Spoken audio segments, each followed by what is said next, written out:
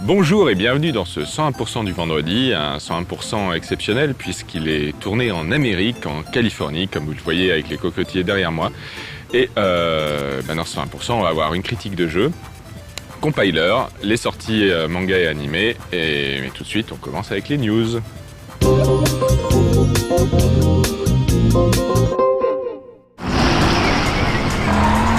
Ubisoft vient d'annoncer que Driver San Francisco et Ghost Recon Future Soldier, prévus initialement pour le début de l'année prochaine, seraient repoussés à une date pour le moment non communiquée.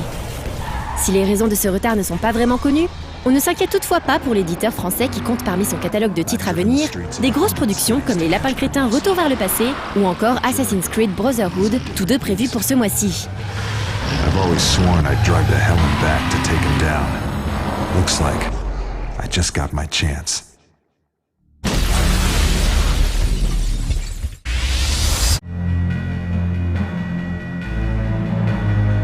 Après un premier épisode plutôt apprécié, Sega se positionne une nouvelle fois sur le terrain de la stratégie avec la suite de Shogun Total War, ce tour par tour se déroulant dans l'univers féodal japonais. Des conquêtes de territoire aux batailles navales ou terrestres en passant par l'assassinat de leaders ennemis, le jeu reprendra les bases solides stratégiques de son grand frère, en poussant toutefois le niveau de détail un peu plus loin, à l'image des environnements qu'on nous promet plus réalistes, tout comme les unités d'ailleurs. Les speeches des généraux font quant à eux leur retour, s'adaptant aux différentes situations dans lesquelles vous vous retrouverez. Bien évidemment, les cinématiques qui entrecoupent avec humour les différentes actions du joueur ne manqueront pas de faire sourire les stratèges les plus tendus. Bref, les joueurs les plus accros devront patienter jusqu'au 15 mars 2011 avant de goûter à cette suite. C'est frustrant. Il faut dire que cela fait un paquet d'années qu'on l'attend celui-là.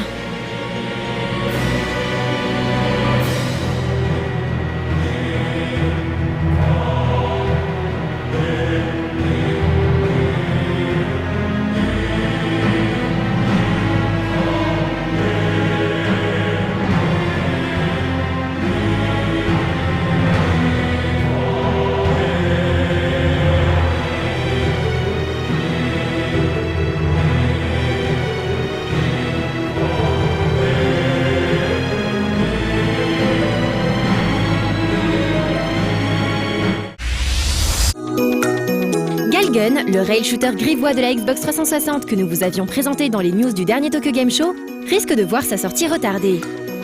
Selon le Twitter d'un de ses développeurs, Microsoft souhaite se détacher de l'image console pour otaku et adultes que possède la Xbox 360 pour se tourner vers une politique plus familiale avec la sortie de Kinect.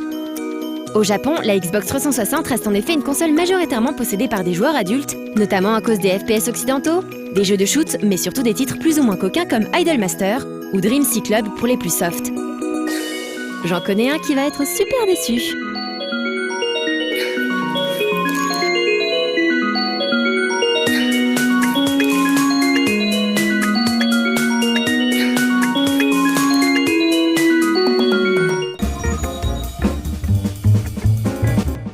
Alors oui, non, en fait, on n'a pas vraiment les cocotiers, c'était une blague.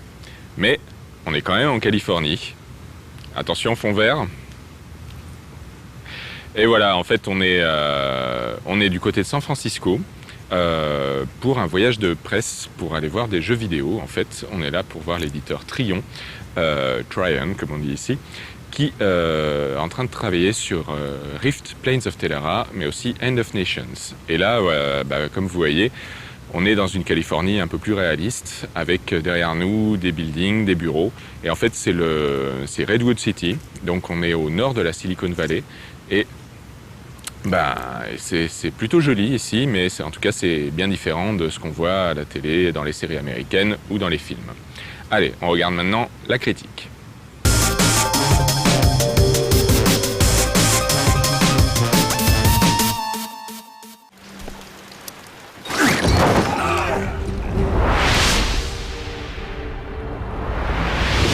Il y a plus de 13 ans sortait sur N64 le titre qui allait mettre une grande partie des gamers d'accord. Développé par Rare, GoldenEye a su conquérir le cœur des amateurs de FPS, non pas à cause de la popularité de la licence dont il est tiré, mais bel et bien grâce à une excellence dans le gameplay en solo, mais aussi en multi qui, à ce jour, n'a pas réellement trouvé d'équivalent. GoldenEye était donc la killer app, le titre qui, avec Ocarina of Time et quelques autres, ont fait vendre la console de Nintendo. L'occasion faisant le larron, il était on ne peut plus naturel qu'un éditeur ayant les moyens de s'offrir cette licence, genre Activision, tente de récupérer la magie GoldenEye. Si la décision de sortir ce remake sur Wii a probablement été motivée par des perspectives financières intéressantes, le risque de décevoir toute une génération était tout de même grand. Le géant américain a-t-il réussi son pari? C'est ce qu'on va voir tout de suite.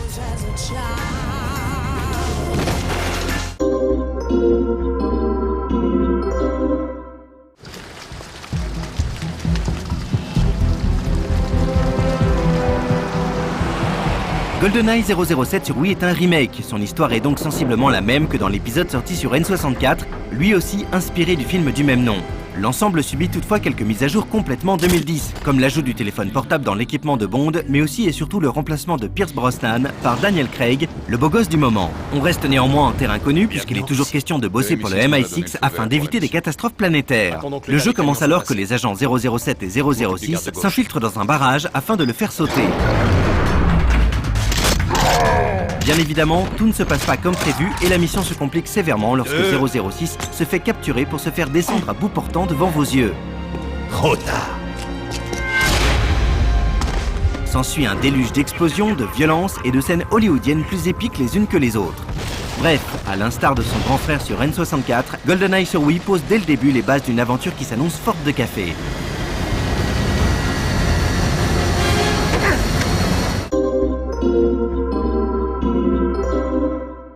Почему я никогда не видел тебя? Ты новый? Переведен. Давайте документы. Я сказал, выходи из грузовика.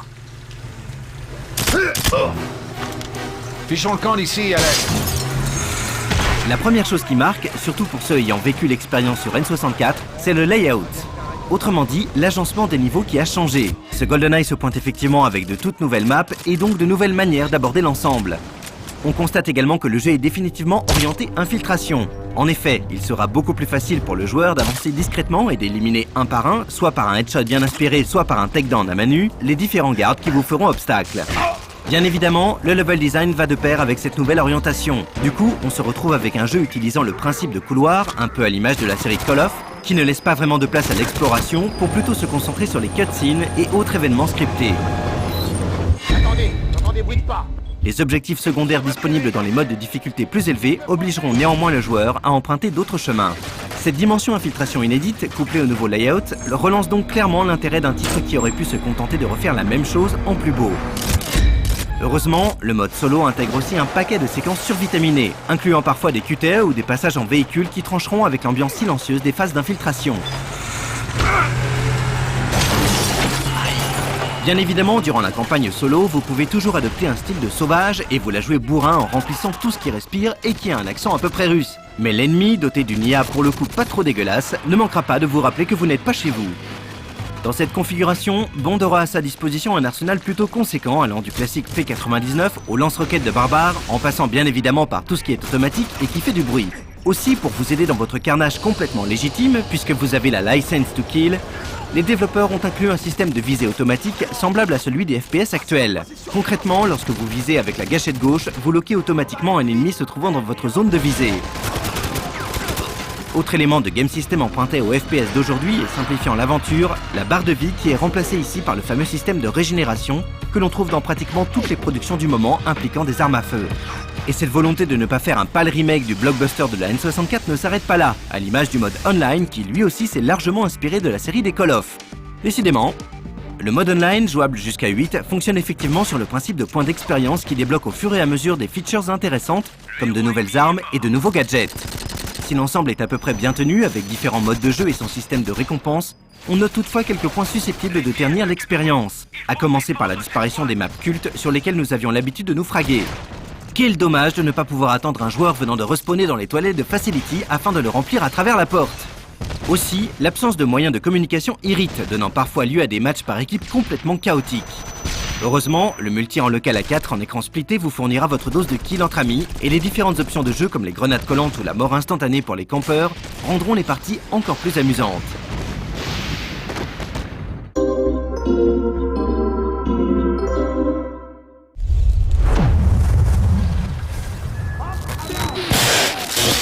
Bond au MI6, vous me recevez? Avec ce remake de GoldenEye sur Wii, on pouvait s'attendre à un travail moyennement finalisé ne surfant uniquement que sur l'image ultra classe de Daniel Craig et les sensations procurées lors du premier épisode sur N64. Pourtant, Activision nous propose là un bon jeu qui, s'il ne s'impose pas aussi nettement que son grand frère dans le domaine du FPS, arrive tout de même à proposer une expérience de jeu intéressante aussi bien en solo qu'en multi. D'un point de vue graphique, nous sommes sur Wii. Il ne faut donc pas s'attendre à voir ses yeux saignés de bonheur devant la haute définition qui tue. Le jeu s'en sort toutefois avec les honneurs, se positionnant visuellement comme l'une des plus belles productions de la console de salon de Nintendo. Les contrôles, quant à eux, se vivent très bien à l'aide du combo Wiimote Nunchuk, même si les vrais préférons un contrôleur classique ou GameCube. L'apparition du mode online, enfin, ajoute une dose non négligeable de challenge et surtout de durée de vie au titre, même si l'ensemble reste totalement perfectible. Au final, les joueurs de la première heure qui n'ont pas vraiment de mal à passer à autre chose y trouveront certainement leur compte. Ceux pour qui les toilettes de Facility et Pierce Brosnan sont sacrées mettront probablement un peu plus de temps avant de se rendre compte qu'il est tout de même possible de prendre beaucoup de plaisir en multi-local. Enfin, ceux qui ne possèdent pas de Wii et qui désirent passer une dizaine d'heures en solo et bien plus en multi à se fraguer dans un FPS plutôt bien fichu sauront également quoi faire. Espérons que Bloodstone, prévu entre autres sur console HD et critiqué dans un prochain 101%, rendra lui aussi hommage au personnage complètement charismatique créé par Ian Fleming. Rien n'est moins sûr. C'est gonflé. Faire ça sans parachute. Tu veux m'impressionner? Tu disais qu'on était en retard, alors allons-y. James. Pour l'Angleterre? Pour l'Angleterre, Alec. Toujours pour l'Angleterre.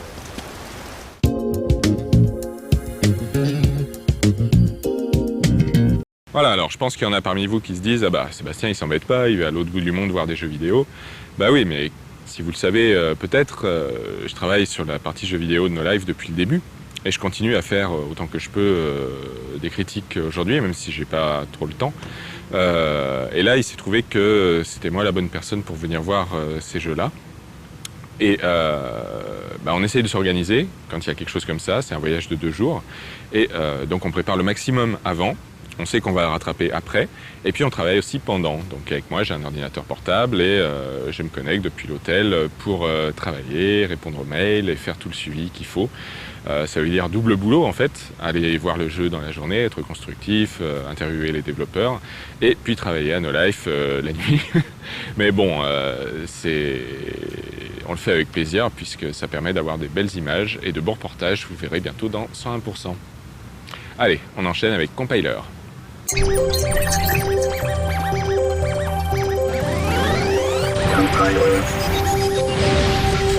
Les échantillons sonores. Bonjour à tous. Bonjour Compile. Salut Cyril. Compile, pourquoi tu joues des samples? En plus, ils sont ringards. Ben quoi? C'est bien les samples. Allez, avoue, tu kiffais ça avec ton soundtracker Amiga. Arrête, les gens vont encore dire que je suis un vieux geek aigri. Oui, mais en attendant, c'est du son de qualité numérique. Ah bah ça tombe bien. Je crois que je tiens une bonne explication pour montrer que qualité numérique, en fait, ça ne veut rien dire. Ben pour moi, c'est très clair. Je sors du son numérique, toujours le même, au bit près. Ça change de l'analogique. Alors Compile, qu'est-ce qu'un son analogique? L'analogique. Ouais, c'est quelque chose qui me demande un niveau d'abstraction inaccessible. Un son, au sens physique, c'est une vibration, c'est-à-dire une onde qui parcourt un élément comme l'air, l'eau ou le métal. Pour que cette vibration soit audible par les humains, il faut que sa fréquence soit compatible avec notre oreille. Tu peux préciser un petit peu? Un humain peut entendre les sons entre 16 Hz et 20 000 Hz environ. Qu'est-ce que c'est que les Hertz? On avait dit pas de marque. Ah, c'est pas une marque, c'est une unité de mesure, comme le mètre, le kilo ou même l'octet. Un Hertz correspond à une oscillation par seconde. On utilise ça pour mesurer les phénomènes qui se répètent. Oui. Bon, par exemple, si je te donne des baffes à la fréquence de 1 Hz, ça veut dire que je te flanque une baffe par seconde. Pigé? Oui, mon maître. Prenons ce son simple, qui est en fait une courbe sinusoïdale. À 1 Hz, on a une oscillation par seconde, mais ce n'est pas audible. Pour toi, humain. À 1000 Hz, c'est la même onde, mais en plus rapide en quelque sorte. On a 1000 oscillations par seconde et ça donne ça. Oh, quelle beauté, quel son mélodieux, quelle pureté. Oui, mais l'oreille humaine n'aime pas trop la pureté. Pour moi, ce son est moche. Oui, mais t'as des goûts de chiottes, permets de te le dire. Juste pour compléter le propos, plus on augmente la fréquence, plus le son devient aigu. Au-delà de 20 000 Hz, on arrive dans les ultrasons et ce n'est plus audible pour les humains. Sauf pour les chats, les chiens, les chauves-souris et les jeunes humains. Mais toi, t'es plus tout jeune, Cyril. Oui, bon, ça va, hein. Alors ça, c'est un son analogique. Pendant des années, tous les supports d'enregistrement tels que la cassette audio ou le disque micro-sillon, ainsi que la radio, étaient basés sur la transmission ou la reproduction de sons analogiques. Le problème, c'est que ça n'était pas super fiable. Par exemple, pour la radio, il suffisait d'une petite interférence pour déformer le son. Oui, c'est normal. Vu la complexité des ondes, le poste de radio a vite fait de se tromper. Mais moi, qui m'envoie un signal numérique, même parasité, franchement, il faut le faire pour se tromper entre un 0 et un 1. Alors là, on n'est plus dans l'analogie, mais dans le numérique. En effet, toi, compile, tu ne comprends que des nombres. Dans ce cas, comment faire pour enregistrer et restituer une onde sonore? Facile, pour en faire des nombres, il suffit simplement de faire un échantillonnage temporel. D'ailleurs, c'est ce que les Anglais appellent to sample. Effectivement, le principe est le suivant. Pour numériser un son analogique, c'est-à-dire le transformer en une suite de chiffres, on a un circuit électronique qui va détecter la position de l'onde à intervalles réguliers. Puisque c'est régulier, on parle là aussi de fréquence. Mais c'est fourbasse, parce que ce n'est pas la fréquence du son, c'est la fréquence d'échantillonnage. Une fréquence qu'on mesure en hertz, si j'ai bien compris la leçon. Oui, tout à fait. Mais comment ça à suivre? Pour une fois que c'était intéressant? Que veux-tu? Une émission est loin d'être suffisante pour expliquer complètement l'échantillonnage. Bon, très bien. Les données ont été traitées. Sauvegarde en cours.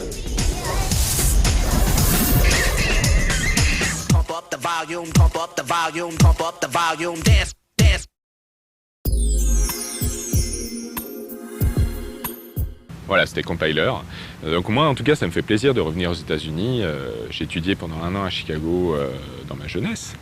Et c'est un pays que j'aime beaucoup. Il y a plein de choses très bien à voir, à faire. Même si là, quand on est invité par un éditeur, c'est pour travailler. C'est pas pour s'amuser, pas pour faire du tourisme. Donc là, c'est très encadré. On est à l'hôtel à côté du développeur et puis on va voir le jeu. Et puis on travaille sur le jeu. On teste, on regarde, on donne notre avis. Et donc là, on est dans une journée organisée pour la presse jeux vidéo européenne dans son ensemble. Donc on est avec des Allemands, des journalistes français.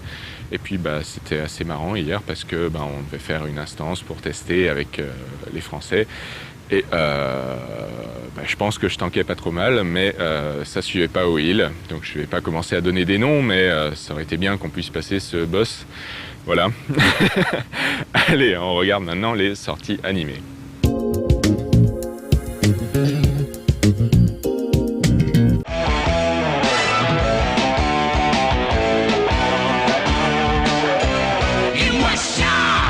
À moins d'avoir été plongé dans le coma ces 20 dernières années, il est impossible de ne pas avoir ne serait-ce qu'entendu parler de la série Ken le Survivant, ou en japonais, Hokuto no Ken.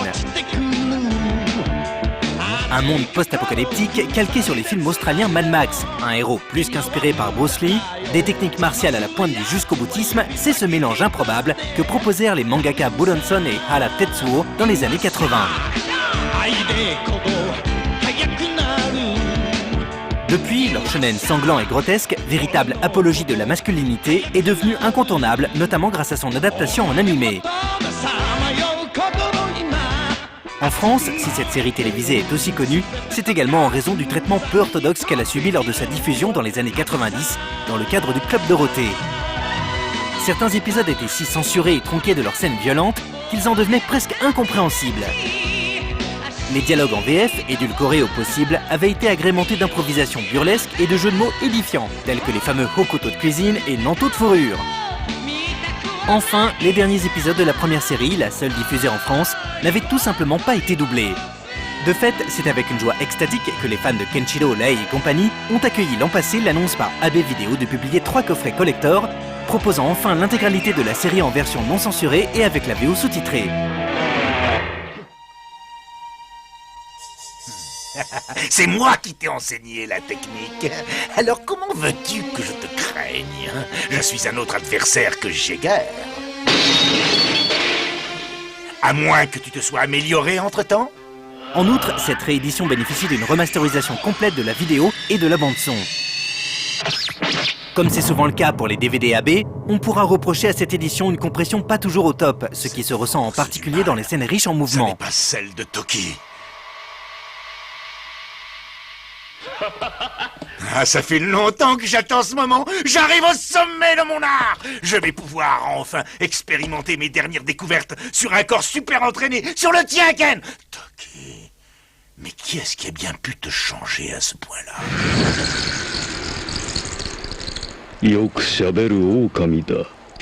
L'absence de bonus est aussi à déplorer, surtout pour un titre aussi ancien que populaire.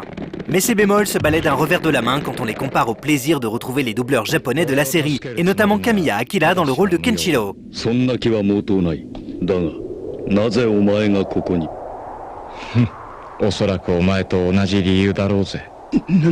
Ce seiyuu incontournable des années 80-90, spécialiste des personnages virils, a également prêté sa voix à Saeba Ryo de City Hunter. Son interprétation de Ken, entre tirades ténébreuses et cris martiaux suraigus, est tout simplement et tout bonnement inoubliable. Certes, techniquement, la série a vieilli. Déjà pour l'époque, la réalisation proposée par la Toei était d'une qualité inégale. Souvent poussive, l'animation souffrait notamment d'une utilisation abusive de transitions de silhouettes fixes. Il n'empêche, malgré cet écueil, il se dégage toujours une certaine magie de cette épopée primale, de son ambiance sombre et de l'énorme charisme de ses personnages, ce je ne sais quoi qui a envoûté tant de spectateurs à l'époque. Cette nouvelle édition en intégrale de la saga Hokuto no Ken constitue donc une chance. Celle de revivre une expérience marquante de la Japanimation, celle de suivre à nouveau et dans de bien meilleures conditions les aventures du distributeur de doigté mortel le plus classe du monde. De toute façon, tu es déjà mort.